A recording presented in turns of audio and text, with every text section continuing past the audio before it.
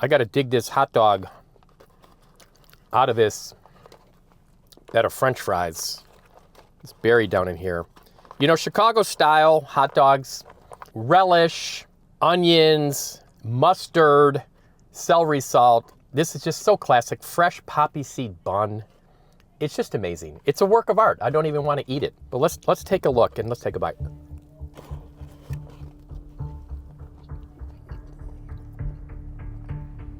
George is found dead at this fire. And then basically in this rural Rains County, it's kind of a rinky-dink sheriff's office. And it's not really treated with any urgency. They do an autopsy and they say the cause of death is undetermined.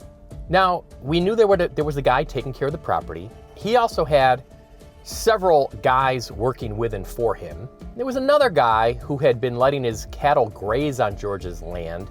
He had been kicked off, told to remove his cattle, so I don't know what's going on with him. But what we do know is George is found dead.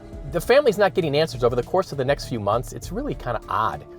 Doesn't seem like there's much investigation. Doesn't really seem like much is going on. Not much is happening at that point. So, what the family decides to do is put on a reward, $75,000. That is a huge reward. And they take out a billboard announcing the reward and a tip line.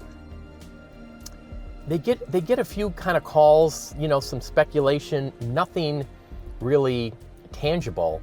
It seems like this is a little town to me where nobody really talks.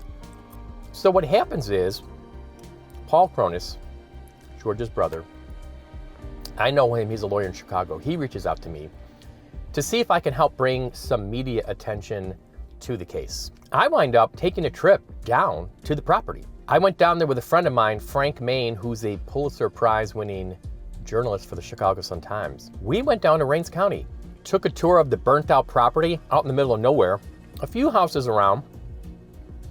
But I tell you, I have never in my life felt like such a fish out of water.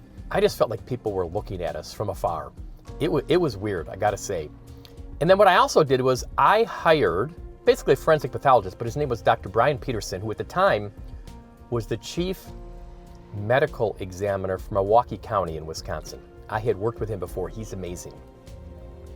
I sent him all the autopsy documents and photos, and guess what? Dr. Peterson says to me, there's nothing in his lungs, no smoke in his lungs. He died before the fire. And get this wasn't even listed in the original, autopsy or death certificate. He's got a fucking ligature around his neck. So Brian Peterson says, it looks to me like what likely happened here, he got strangled, and it's horizontal. Vertical ligatures are consistent with somebody who died by suicide and hung themselves. Horizontal means you got manually strangled from behind. George had a horizontal ligature. This guy got murdered.